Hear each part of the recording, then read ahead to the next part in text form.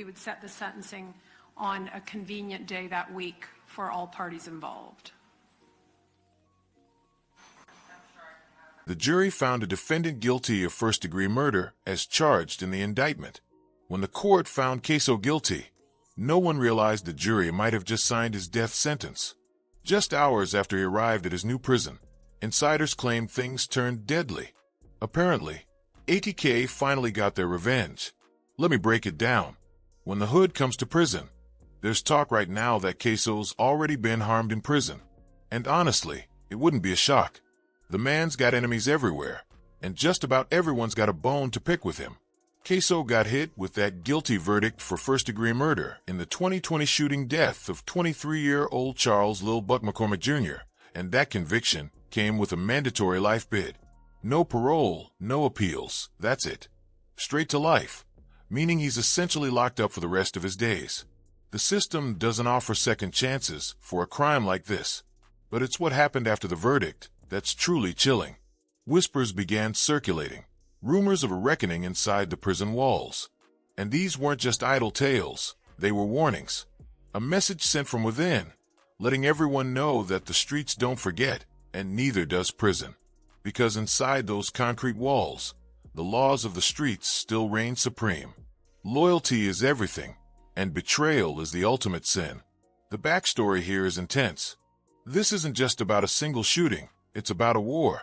A war between factions, between neighborhoods, between rivalries that run deep. This feud between ATK and others is laced through Jacksonville streets, leaving a trail of violence and pain. And now Ksoo, a key player in ATK, is entering a world where the consequences of his actions are about to be felt in a very real and terrifying way. The leaked footage of King Von's time behind bars gives us another glimpse into how volatile prison life can be for high-profile gang members. Today's date is February 9th, 2016. The time is 1,314 hours.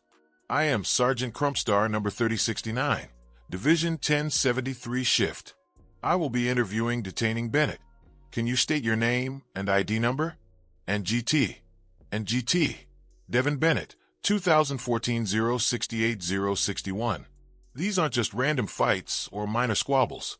This is a glimpse into a world where every look, every word, every interaction can be a potential trigger for violence. And for someone like Ksoo, who built his reputation on defiance and disrespect, that makes him a prime target. The psychological pressure of entering this environment is almost impossible. Picture than the one presented by multiple witnesses. So if I can give a description of how I describe my brother, I would say that I call him fat, slew-footed, which we would say 2 left feet. I call him stocky and tallest. He's a giant to me.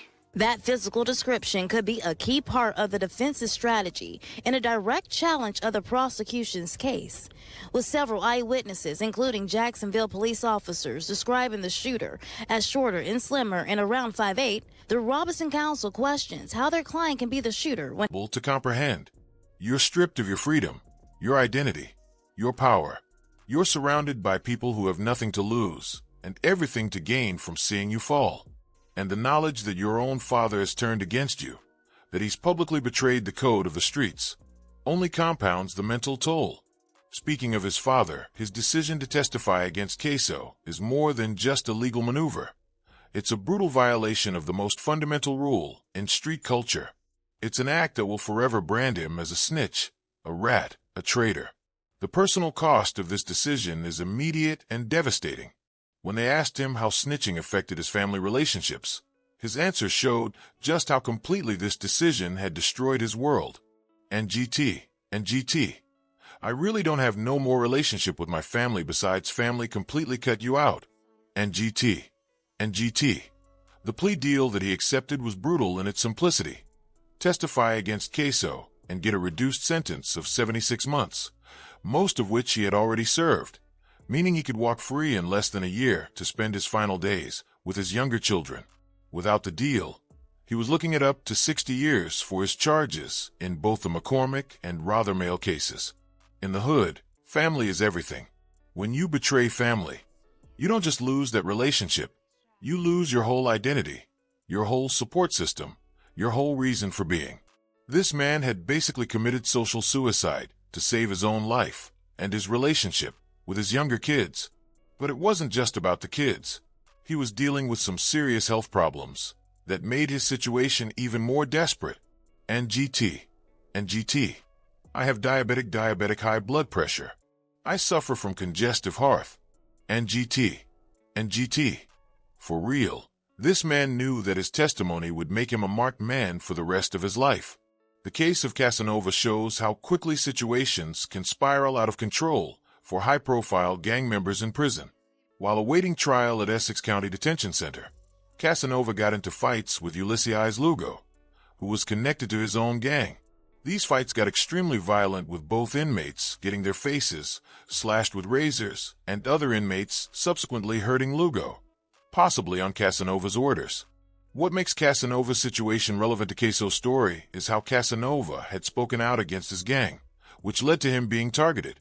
While Ksoo hadn't publicly denounced ATK, the fact that his own father had testified against him could be seen as a form of family betrayal that made him vulnerable to attacks from all sides. The gang dynamics. The murder trial of Jacksonville rapper Hakeem Ksoo Robinson and his cousin Leroy Whitaker. It's one step closer to going to the jury. Closing arguments began this afternoon. Both men are charged in the 2020 shooting death of 23-year-old Charles Lil Buck McCormick Jr. Prosecutors say the motive involved a diss track McCormick created. News 4 Jax reporter Brianna Brownlee has been following this trial from the beginning. She's joining us now live outside the courthouse with the latest on this. Yes, it was a day full of disruptions in the courtroom. Within Florida's prison system are particularly brutal, with different factions based on geography, race, and criminal affiliations, all competing for power and respect. For an ATK member like Ksoo, entering this environment meant immediately being classified by other inmates and having to navigate relationships with various groups who might see him as either an asset or a liability. The violence that Ksoo had been involved in on the streets had created enemies that extended far beyond Jacksonville. The ongoing feud between ATK and rival factions has been linked to multiple murders since 2017, creating a network of grievances that could be activated anywhere, anytime. The leaked footage of King Von talking to law enforcement about his safety concerns and requesting protective custody further illustrates the danger Ksoo faces. And GT, Chris, hey, got a problem with gay people. And GT, something that is easy for you to do. And GT, the most hardest decision I've ever in GT. Von's desperation for protection shows just how ruthless the environment can be. He's essentially admitting he's a target, vulnerable and afraid. Now, imagine that feeling amplified tenfold, knowing that your own father has turned against you, painting a giant target on your back. The allegations in December 2024 that Ksoo was being mistreated in Duval County Jail, claiming he was mentally abused, housed in the psych ward with mentally ill inmates, and denied proper communication with his legal team, are deeply concerning.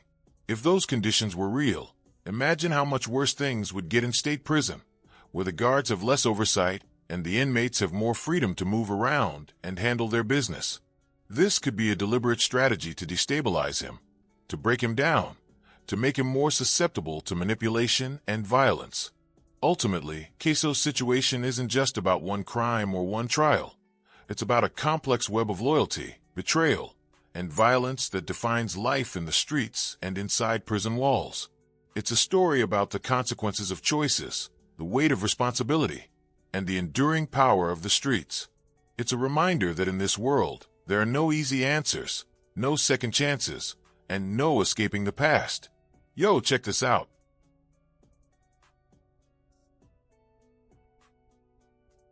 This isn't just a sentence. It's a goodbye, a farewell to a life cut short, a poignant reminder of the heavy price we pay for our choices.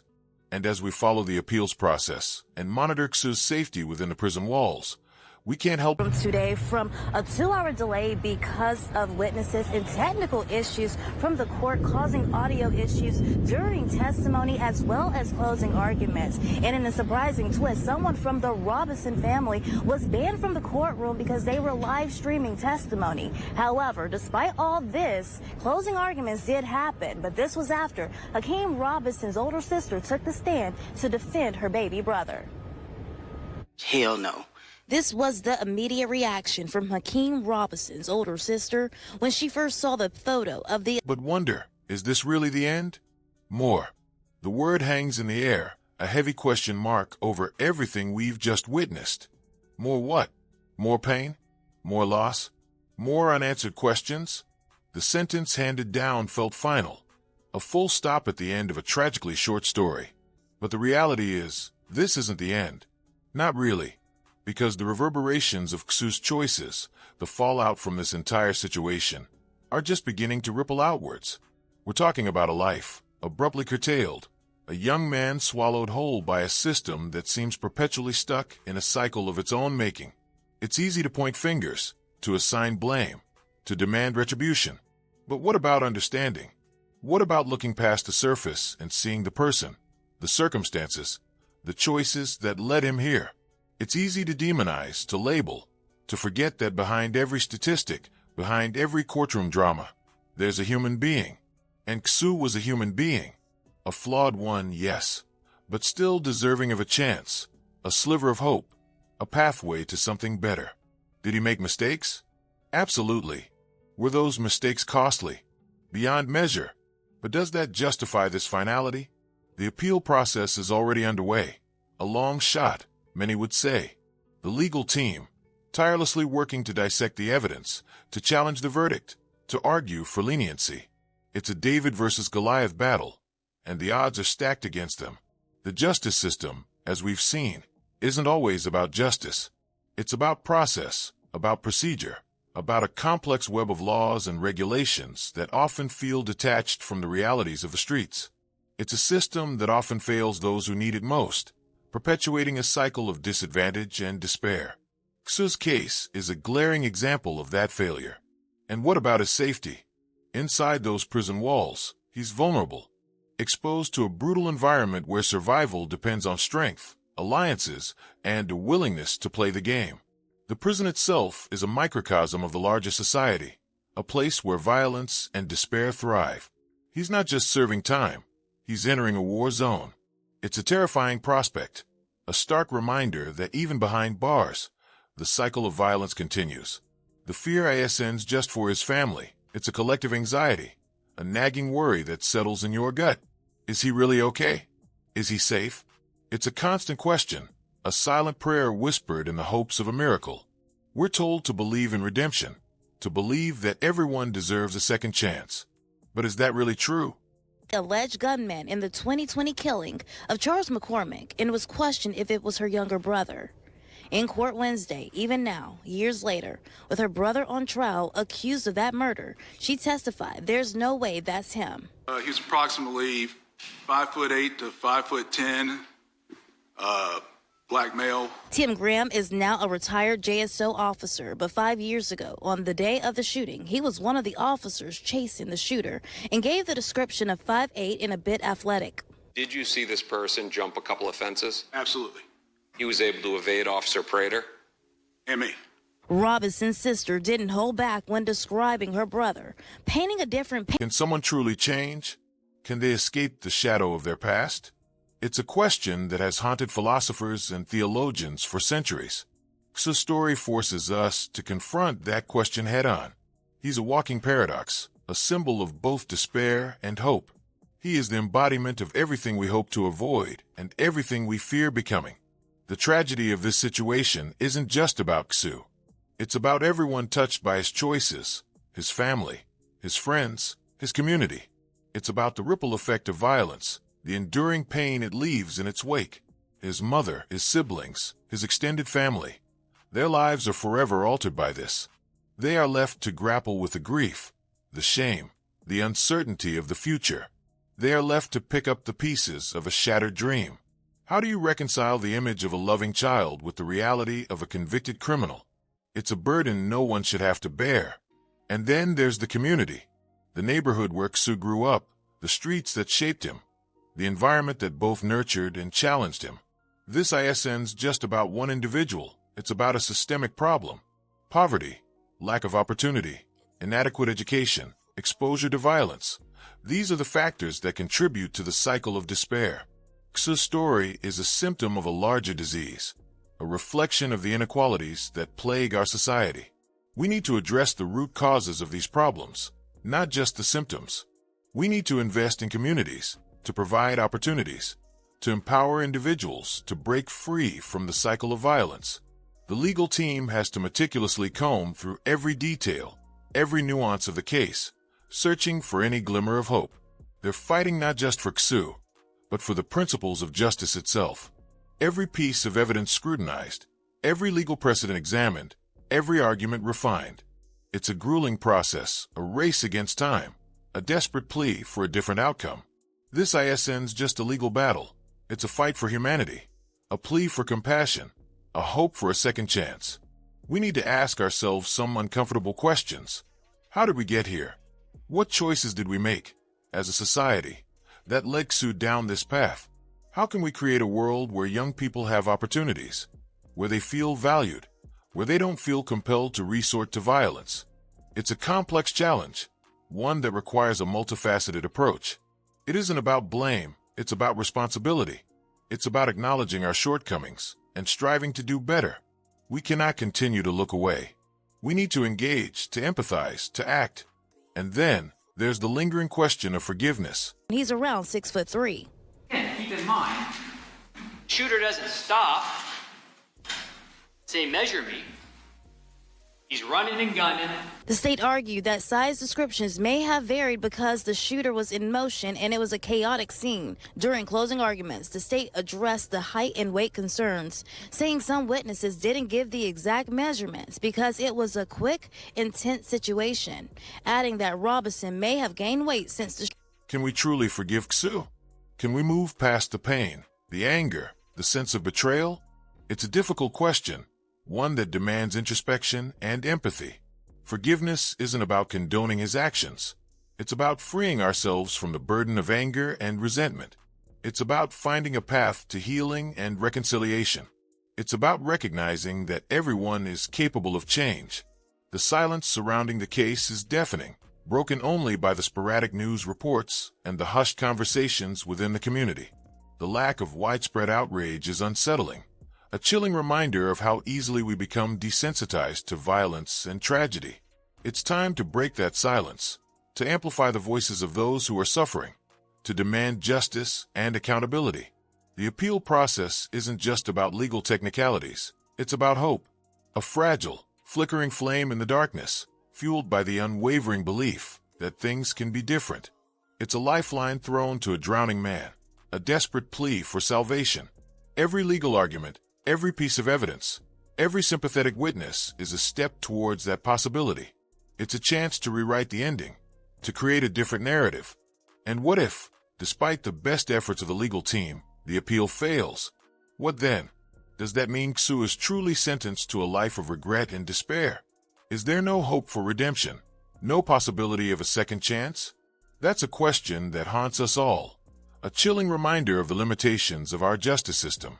It makes us question everything, forcing us to examine our values and beliefs. This ISN's just about Ksoo. It's about all the young people growing up in similar circumstances, facing similar challenges. It's about breaking the cycle of violence, creating opportunities, and empowering individuals to reach their full potential. It's about building a society where everyone has a chance to thrive. It's a collective responsibility, a shared commitment to creating a better future. We are left with a profound sense of loss, a haunting reminder of the fragility of life, and a deep-seated desire for justice. It's a story that will stay with us for a long time, a constant echo of what could have been, and a catalyst for change. The memory of Ksoo will endure, a beacon of hope in the darkness, and a call to action. It's time to listen. It's time to act. It's time to change the narrative.